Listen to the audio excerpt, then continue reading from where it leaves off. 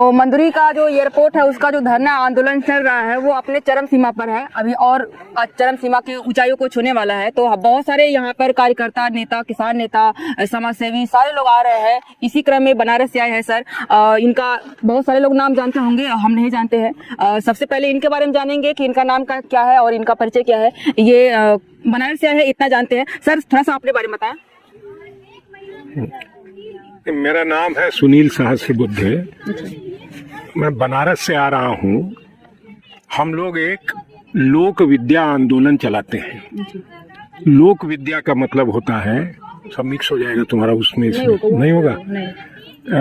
लोक विद्या का मतलब है जो ज्ञान किसानों के पास है, गांव के लोगों के पास है, कारीगरों के पास है, उसे लोक विद्या कहा जाता है। हम उसका आंदोलन चलाते हैं कि उसको उतनी ही प्रतिष्ठा मिलनी चाहिए। मतलब उसको जो उजड़ रहा है, विलुप्त हो रहा है, उसको सेव किया जाए, ऐसा कुछ नहीं। ऐसा नहीं, वो विलुप्त नहीं हो रहा है। अच्छा। सेव कौन करेगा? जिसका ज्ञान है वही करेगा, या तो वो उसको बचाएगा या छोड़ देगा। तो वो तो उसके पास तो वही ज्ञान है, वो उसको छोड़ने वाला नहीं है। वो नई नई परिस्थितियों में उसको परिमार्जित करता है, उसमें परिवर्तन लाता है और नई परिस्थितियों में उसके इस्तेमाल के तरीके ईजाद करता है। इस तरह से लोक विद्या एक नित नवीन, रोज परिमार्जित, रोज परिवर्तित ऐसी विद्या है जो किसानों के पास है, कारीगरों के पास है। इसी विद्या से इस देश का भविष्य बन सकता है।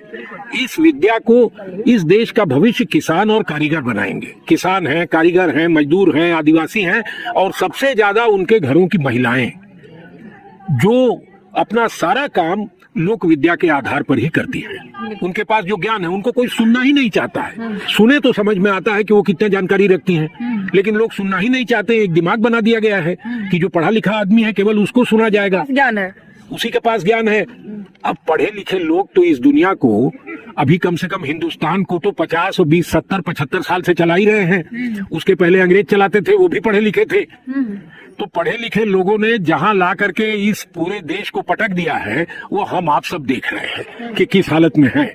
जब सुधार करना होता है, अगर किसानों और कारीगरों के हाथ में देश को बनाने की बागडोर आ जाएगी, तो आप ये समझ लीजिए कि 3 साल से ज्यादा नहीं लगेगा, सारे बच्चे पढ़ने लग जाएंगे और 7 साल के अंदर सारे बच्चे मिडिल क्लास पास करने लग जाएंगे। सारे।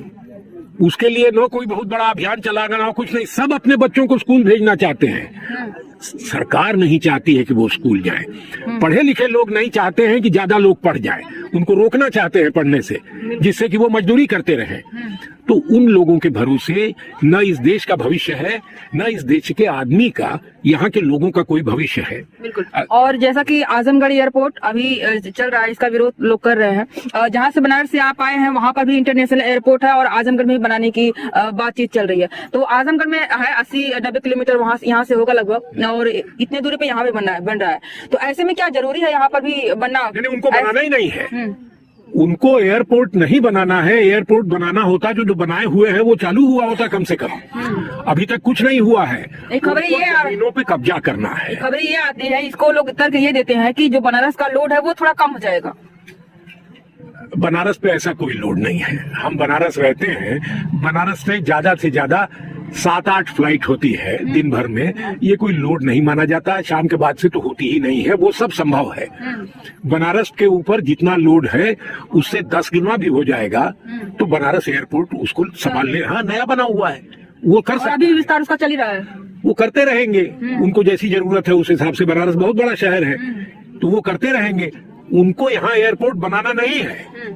एयरपोर्ट के बहाने वो आपकी जमीनों पे कब्जा करना चाहते हैं। आपकी जमीनों पर कब्जा कर लेने के बाद में आप ही से खेती कराएंगे। उनके मन की खेती होगी। खेती आप करेंगे अपने जमीन पे मजदूर बन करके। सारा प्लानिंग जो है आपको आपकी जमीन के ऊपर में मजदूर बनाने का है। आपका मालिकाना हक छीन जाएगा। एयरपोर्ट के नाम पे जमीन ले लेंगे, 10 साल 15 साल पड़ी रहेगी और उसके बाद में वो चाहे किसी अंबानी, अडानी, टाटा किसी को देंगे और वो आएंगे, वो जो खेती कराना चाहेंगे, जिसका इंटरनेशनल मार्केट होगा वो खेती कराएंगे, आपको उसका ट्रेनिंग देंगे और फिर आप मजदूर की तरह से अपनी ही जमीन पे काम करेंगे। बंधुआ मजदूर बनके। हाँ, 300 रुपए रोज पे आप फिर काम करेंगे। जिस दिन काम देगा उस दिन पैसा देगा, जिस दिन नहीं काम होगा पैसा नहीं देगा। और घर उजड़ जाएगा आपका, अलग से एक कॉलोनी बना देगा 2-2 कमरे की रहने के लिए, रहिए उसमें। तो क्या ये प्लानिंग हो सकती है कि पूरे भारत की जो जमीनें हैं किसानों के नाम पर, ये सरकार के नाम चली जाए या फिर पूंजीपतियों के नाम पर चली जाए, ऐसा ही कुछ प्लान हो सकता है? नहीं, सारी जमीनें चली जाए इसकी जरूरत नहीं है। जो अच्छे संपर्क के क्षेत्र है, अच्छा। अब आपका जैसे है, ये गोरखपुर, बनारस, इधर लखनऊ इसके बीच में है।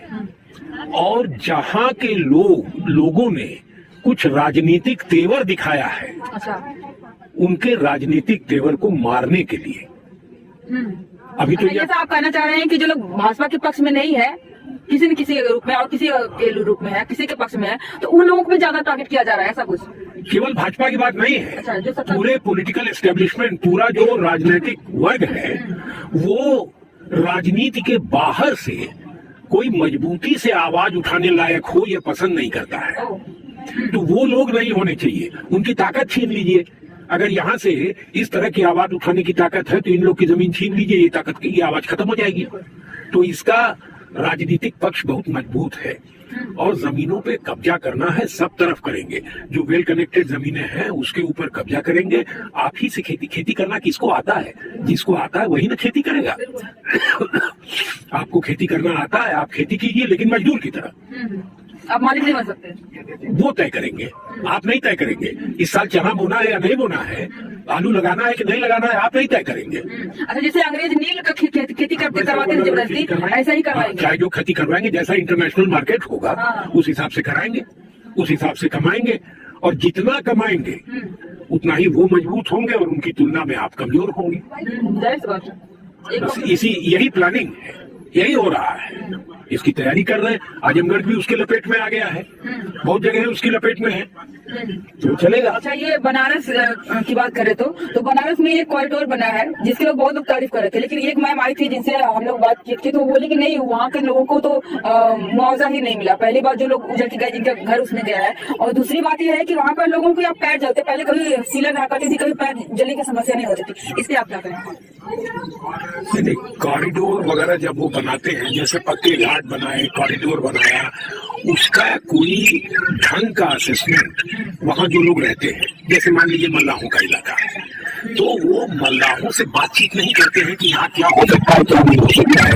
नदी में बाढ़ आती है तो कहाँ तक आती है, नदी कहाँ मट्टी फेंकती है और कहाँ से सब उठा ली जाती है, ये सब जानकारी मल्लाहों को होती है। वो मल्लाहों से बात नहीं करते हैं। नदी के तो उस साइड हो जाता है मट्टी ना, इधर भी बाढ़ आती है तो जगह जगह बहुत मिट्टी पड़ती है। बाढ़ के बाद आप जाइएगा, अगर आप जाइएगा तो कई घाटों पर बड़ी बड़ी मशीनें लगी होंगी, जो उसी गंगा जी का पानी मशीन में आएगा और वो धार के माटी बैठ करके उसमें मिट्टी के जरूर जब खेल उनको पहले से पता है। तो हर साल ये होना है, तो हर साल ठेका उठना है। अगर हर साल 1 करोड़ का ठेका उठना है तो कारपोरेशन वालों को हर साल उसमें से 25% हिस्सा मिला। सबका हिसाब है, सबका हिसाब है। जो काम हो रहे हैं वो किसी के लिए नहीं हो रहे हैं, वो उन कामों के प्रोजेक्ट में जो पैसा आता है उस पैसे के अंदर से जो लोग कमाई करने वाले हैं उस कमाई के लिए वो प्रोजेक्ट बनते हैं। प्रोजेक्ट बनने को कोई कारण ही नहीं होता। आप लोगों से बात करेंगे तो लोग कहेंगे कि यहाँ किसी वाले इसी आगे हो गए। इनसे जब पूछा जाए कि यहाँ एयरपोर्ट बनना चाहिए, मना कर देंगे, तो पूछेंगे ही नहीं। आपसे क्यों नहीं पूछेंगे? अगर आप यही हुआ है, कॉरिडोर बनाया किसी से पूछ के थोड़ी हुआ है। वो कहते हैं प्रधानमंत्री का सपना है कि उसको ऐसे प्रधानमंत्री के सपने से भारत तो नहीं बनने वाला है। भारत तो भारत देश में जो लोग रहते हैं उनके सपने से बनेगा। किसान मजदूर कारीगर का जो सपना होगा कि उसका भविष्य क्या होना चाहिए, वैसा ही भारत बनेगा। तो उनके तो आने से क्या वो चाहते भी नहीं है। और ये इस तरह की जो महंगाई बेरोजगारी हो रही है और दूसरी तरफ वो विदेशी लोगों का लाभ हो रहा है, जैसे कि पुतिन जी बोली है कि आगे आने वाला भविष्य भारत का है। ये किसने कैसे पता? पुतिन ने ये कहा है, आप ये काम करते हैं, आपको तो ये पता होगा कि अगर 100 न्यूज रेडी आज के दोनों सिस्टम को, उसमें से छपने के लिए 10 के लिए जगह 100 न्यूज नहीं है। कौन सी 10 छपेगी, ये तो राजनीतिक निर्णय होता है, इसके ऊपर दबाव होता है। तो दिल्ली से, लखनऊ से ये हिसाब बनेगा कि साहब पुतिन साहब ने ये कहा है, इसको मुख्य रूप से छापा जाए, समाचार छापेंगे क्योंकि उनको विज्ञापन चाहिए, उनको कोई भी पार्टी को मैं कहा जाए कि नहीं जाने तो बिना उसके सहारे चलते हैं, सारे लोग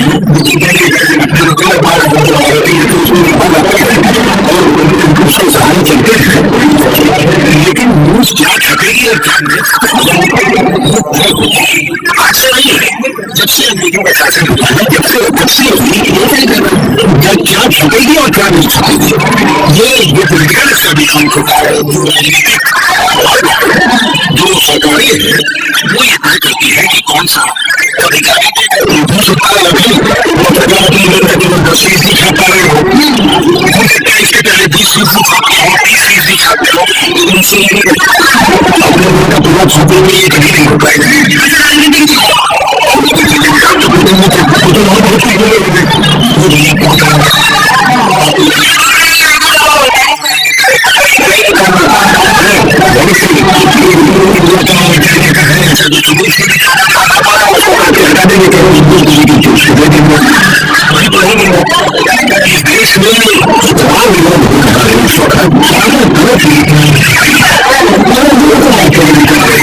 सरकार के खिलाफ है, नफरत के खिलाफ है, संविधान के देश में मीडिया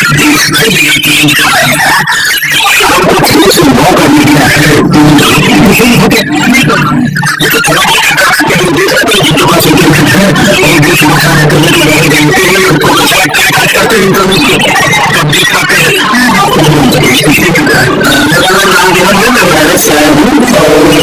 किसान संगठन में जो किसान आंदोलन उससे जुड़ा हूँ। यहाँ ये संगीत संरक्षण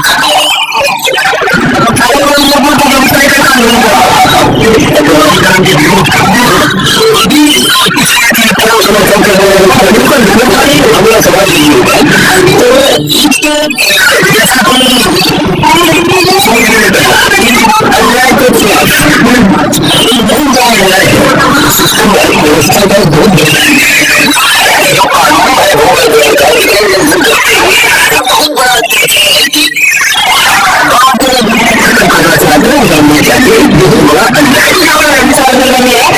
सारे लोग कोई भी सर्वे चलती है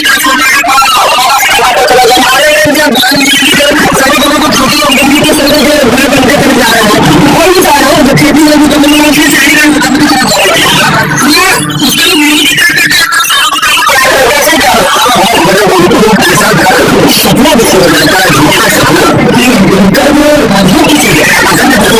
विकास का मौका देख रहे हैं, बड़े बड़े हाईवे देख रहे हैं, ब्रिज देख रहे हैं,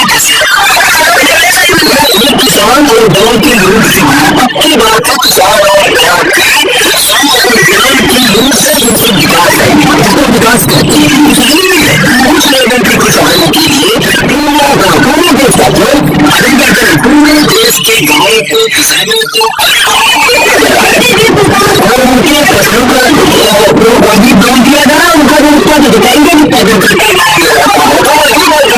उसके सही को और उसकी घर की तो कोई घाटा ही नहीं।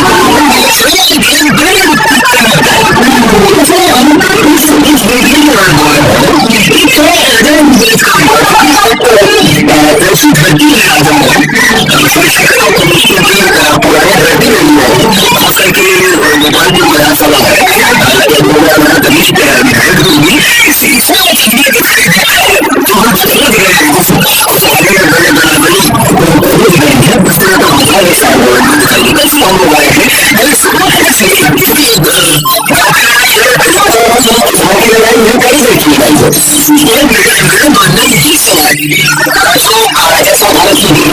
तस्वीर बन गई है।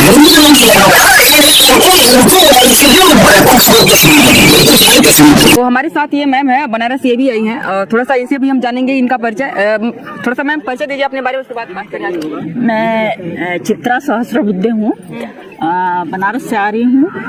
हम लोग लोक विद्या जन आंदोलन करके एक आंदोलन चलाते हैं, जिसकी जानकारी आपको अभी कुछ पहले दी है।